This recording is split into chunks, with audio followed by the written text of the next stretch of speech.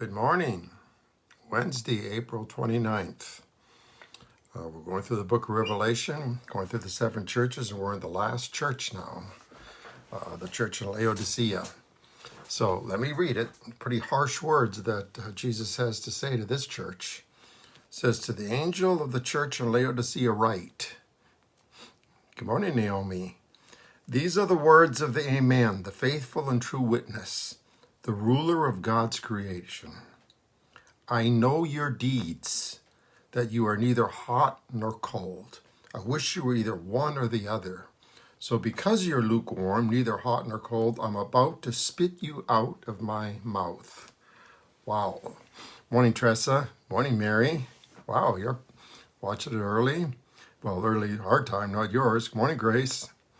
Good morning, John. John, you're so faithful. Mary is she's my niece, watches the video every single day and shares it every day. Really want to encourage the others that are watching this to share. Now, let's talk about this. Have you ever hated something so much that you wanted to spit it out of your mouth? I mean, it has to really taste terrible for you to actually want to spit it out of your mouth. Well, that's what Jesus is saying. Jesus is saying he hates something about this church so much that he's ready to spit it out of his mouth. Why? He says, because I wish you were either hot or cold. I'm sure a lot of you drink coffee. Well, you like coffee when it's hot, or when it's cold, but not when it's lukewarm. You may like tea. You like it when it's hot or when it's cold, not when it's lukewarm. Well, what God is saying here is there's churches that are neither hot nor cold. They're just lukewarm. And God says, I'm about to spit you out of my mouth.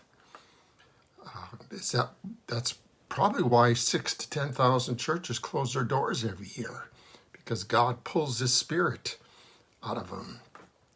Jesus literally spit those churches out of his mouth.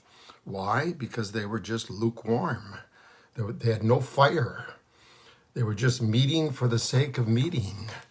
They were an old church, probably with very little life left in them. They had a pastor that most likely hated his or her job. Did you know that 65%, concerns me, 65% of pastors hate their job. And they would quit if they had another means of livelihood. When I went online and looked this up and read several articles on this, it's scary for the church today.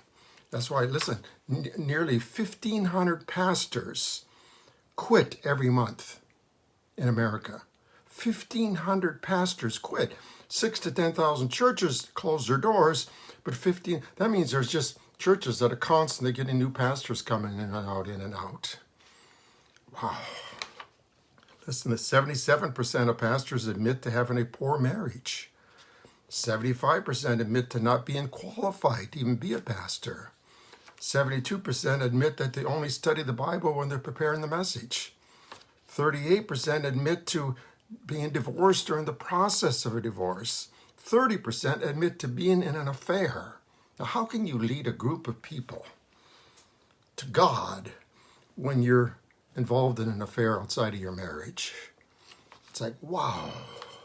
So you could know a pastor is burned out by this, in my mind, when they're only preparing the message for Sunday and that's it. They're just guiding through. They're just moseying through. They're not excited about their ministry. I'd be bored to death if all I had to do was just the message on Sunday morning. There's no way I could spend all week just preparing that message. What else do they do? They're not doing anything because they don't like their job. They're not doing anything because they're not on fire for the Lord. How do you lead a group of people when you're not excited about it? Wow. This is why many businesses close in strip malls. Bad management and no excitement. If the owner's not excited, the employees certainly aren't going to be excited. Well, that's that way in churches too. So I want to speak, and I don't know that any are listening to this or not, but Well, if there's any pastors out there or somebody that's thinking of being a pastor, and possibly some pastors read this, I want to challenge you.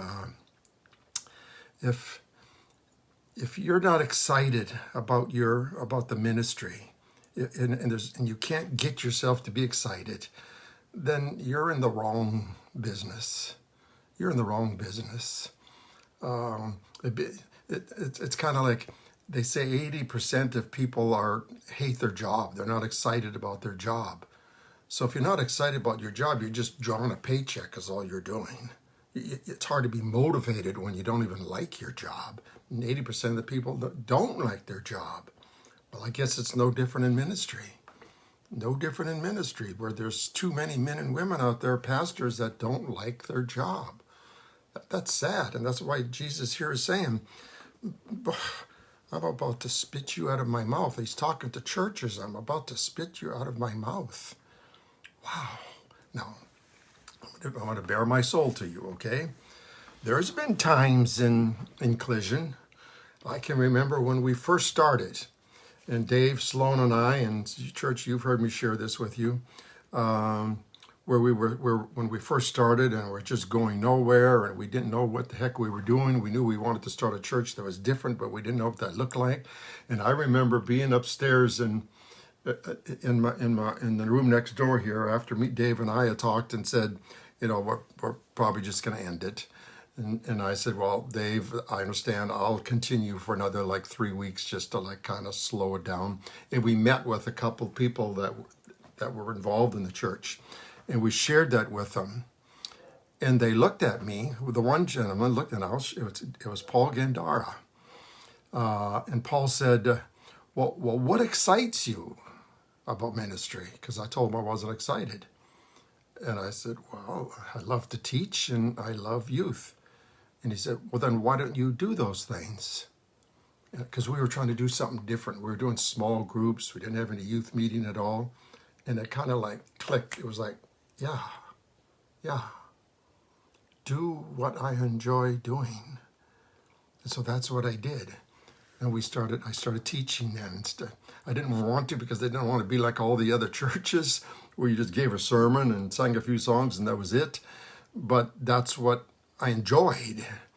And so that's what God blessed me with. And so that's what I did. And so that caused me now to pastor for the last 10 years. We're on our 11th year now.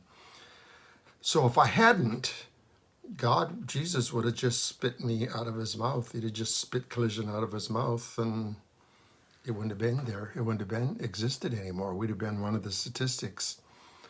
And if I hadn't done it, I'd have been one of those statistics of so many pastors that leave the ministry every year, every month. 1,500 pastors quit every month. I'd have been that statistic. But God kind of grabbed a hold of me, spoke to me through someone else, and realized I need to do what I enjoy doing. And you enjoy doing the things that God gifted you with. We talked about that with spiritual gifts. God gives you spiritual gifts because you can be effective using those gifts and you enjoy using those gifts and other people see it as being effective and it affects people's lives. But if you do use it to start doing something that's not your gift, then you're not going to be effective. So Jesus, some harsh words here. And tomorrow now I'm going to talk about us as individuals. What kind of a spiritual life do we have to live where Jesus would say, I'm about to spit you out of my mouth. So join me tomorrow, will you? We'll continue this series. God bless, stay safe, and have a great day.